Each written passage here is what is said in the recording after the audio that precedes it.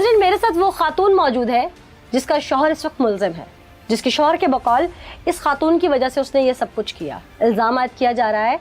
उससे से बात करते हैं कि एक औरत इस सारे फसाद की जड़ बन गई, क्या ये बात सच है? और उसका शौहर इस वक्त सलाखों के पीछे है, उसका बेटा सलाखों के पीछे है। अगर इस बात में कोई सदाकत है तो उसकी ममता चीख के अपने गुनाह का एतराफ़ कर ले, वो बताए कि मेरे गुनाह ने इस नहज पे पहुंचा दिया है। सच क्या है उसी से जानते हैं। क्या नाम है बीबी? फरजाना। फरजाना। फरजाना, तुम्हारा शौहर और बेटा आज तुम्हारी वजह से सलाखों के पीछे है क्या? जी, वो अपनी गलती की वजह से सलाखों के पीछे, मेरी वजह से नहीं। अभी तो तुम जी कह रही थी इस बात पे। मैं गलती कर रही हूँ। मैं वो अपनी गलती की वजह से सलाखों के पीछे है, मेरी वजह से वो सलाखों के पीछे नहीं है। वो उस गुनाह की सजा भुगत रहे हैं जो उन लोगों ने खुद किया है। क्या गुनाह किया? गुनाह किया है, उस इंसान पे जुल्म किया है, सितम किया है, बेइंतहा किया है। जब जुल्म हो रहा था उस वक्त तुम क्यों नहीं भाग के बाहर गई? मैं बहुत गई, क्योंकि इधर बहुत मर्द मुझे पकड़ने वाले थे, मैं उसके पास जा नहीं सकी। बहुत मर्द कौन थे? मर्द बहुत थे। वो मेरा मियाँ और मेरा बेटा गैर मर्दों को लेकर आया था उस इंसान पे जुल्म करने के लिए। अच्छा, वो गैर मर्द कौन थे? वो गैर एक इंसान को मैं जानती हूँ, बाकी मैं नहीं किसी को जानती। कितने लोग थे घर में? देखा 6 लोग थे। अच्छा। एक मेरा बेटा था, एक मेरा मियाँ था, 5 लोग और थे जो अनजान थे। उसमें से मैं एक को जानती हूँ, बाकियों को मैं नहीं जानती। अच्छा। वो इंसान मेरी बेटी का पता करने आया था। एक इंसान। कौन तुम्हारी बेटी का पता करने आया था? जिसके ऊपर जुल्म हुआ है। नाम भी तो होगा ना उसका? इकराम। अच्छा। वो बेकसूर है। जो इल्जाम मेरे मियाँ ने लगाया है, मैं कुरान देने के लिए तैयार हूँ, वो इल्जाम झूठा है। तो तुम्हारे शौहर ने ये सब क्यों किया फिर? उसने इसलिए किया कि वो नहीं चाहता था कि वो आदमी मेरे घर पर आए। क्यों नहीं चाहता था? उसको तकलीफ होगी कि वो मेरी बेटी का पता करने क्यों आ गया है। क्यों? ऐसी क्या तकलीफ? जो मुझे इज्जत दे रहा था ना, वो उसको खटकती थी। वो मेरी इज्जत बर्दाश्त नहीं कर। तो अगर तुम्हारे शौहर को खटकती थी तुम मना कर देती? मैं जब घर कोई चल के मेहमान इयादत के लिए आए, तो इतनी दुख दर्द के लिए मेहमान तो वो समझ के आए, तो फिर उसको कैसे घर से निकाला जा सकता है? उसे प्यार से बैठ के समझा देती। समझाती थी। जब मेरे मियाँ ने इल्जाम लगाया तो वो इंसान कह रहा था कि मेरी वजह से तेरे ऊपर इल्जाम लगा, मैं इस इल्जाम को धोकर जाऊंगा, ऐसे बदनामी का दाग तेरे ऊपर छोड़ के नहीं जाऊंगा। फिर मेरे मियाँ का बयान ले ले, उसके पास कोई सबूत, कोई उसके पास ऐसा नहीं है कि जो वो मेरे खिलाफ कर सके। तुम्हारे बेटे के पास कोई ऐसा सबूत होगा? कोई कुछ नहीं है। मेरे मियाँ ने मेरे बेटे को वर्गलाया, मेरा बेटा उसकी बातों में आ गया। मैंने उसको कुरान के वास्ते दिए, कलमे के वास्ते दिए, मैंने रसूल के वास्ते दिए। उसने जब वो फैक्ट्री से घर आया, उसने मेरी एक बात नहीं सुनी। वो बाप की बातों में आके उसने उसके ऊपर जुल्म तशद्दुद। तुमने अभी कहा कि बहुत सारे लोग थे, कितने लोग थे घर में जो तशद्दुद करने आए थे? 2 एक मेरा बेटा और एक मियाँ था। 5 लोग और आए थे उनके साथ। 5 लोग और? 5 लाख लोग और आए। और तुम्हें गैर लोगों ने पकड़ा हुआ था? मुझे गैर लोगों ने। तुम्हारे शौहर और बेटे की गैरत उस वक्त गवारा नहीं करी? नहीं करती। अगर वो गैरतमंद होते तो आज ये इज्जत के ऊपर खुद दाग लगवाते। तुम्हारे शौहर और बेटे ने जो कुछ किया, आज तुम उनकी माफी तलाफी के लिए कहीं जाओगी? नहीं जाऊंगी, मर जाऊंगी उनके लिए, कुछ नहीं करूंगी। जिस इंसान ने मेरे लिए अपनी जिंदगी दाव पे लगा दी, उसके लिए मैं सब कुछ करने के लिए तैयार हूँ। सब कुछ से मुराद? अपनी जान भी दे दूंगी। जान दे के भी अगर मैं उसका अदाला कर सकूँ तो मैं वो भी करने के लिए तैयार हूँ। बेटे और शोहर के लिए मैं कुछ नहीं करूंगी, क्योंकि आज वो मेरे कुछ नहीं लगते। तो क्या अलहदगी ले लोगी शोहर से? हाँ, ले लूंगी अलहदगी। मैं चाहती हूँ उससे अलहदगी लेना। अब उसके साथ नहीं रहना चाहती। ऐसे डफर के साथ मैंने बच्चों की वजह से जिंदगी गुजारी है। बच्चों के लिए मैंने अपनी जिंदगी कुर्बान की, बच्चों के लिए कुर्बानी देती आ रही हूँ।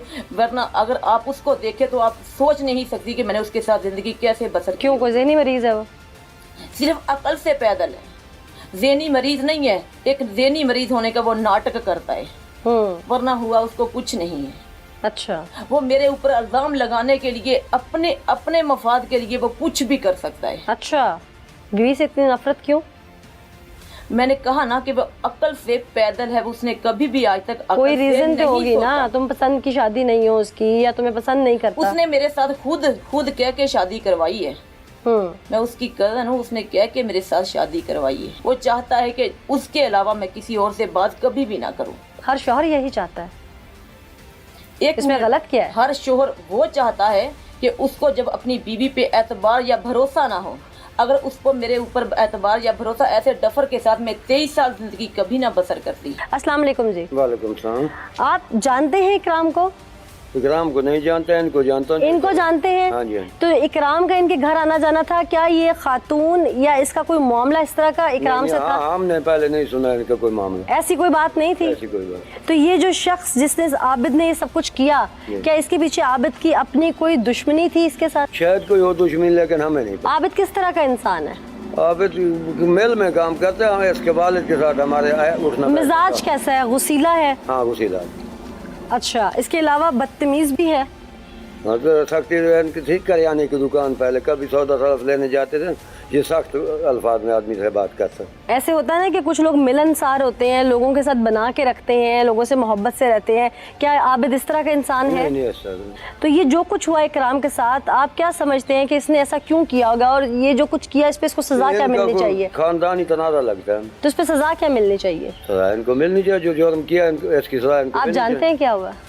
हाँ, हमने सुना है, हम गए मौके पे, हमने देखा वो खून में लथपथ उधर पड़ा था। अच्छा, पुलिस भी पहुंची, जब हम पहुंचे पुलिस हमारे से भी पहले पहुंचे, हम भी साथ रहे। ठीक। अस्सलाम वालेकुम जी, आप भी इलाके के वहीं के रहने वाले हैं, आबिद की पूरी फैमिली को जानते होंगे आप। ये जो शख्स रिश्तेदार है इकराम आबिद का, ये भी आता जाता था, इसको भी देखा होगा आप लोगों ने। क्या ऐसा कोई मामला था जिसकी बुनियाद बना रहा है इस वक्त आबिद? नहीं जी। वो खातून क्या इसके साथ कोई इस तरह के टर्म्स या उसके कोई ताल्लुकात थे? ना जी, नहीं थे। आबिद किस तरह का इंसान था? आबिद सख्त तबीयत का था। सख्त तबीयत? आपके साथ अच्छा उठना बैठना था उसका? नहीं जी, बिल्कुल बोलचाल नहीं थी? नहीं। क्यों? किसी के साथ नहीं बैठता था।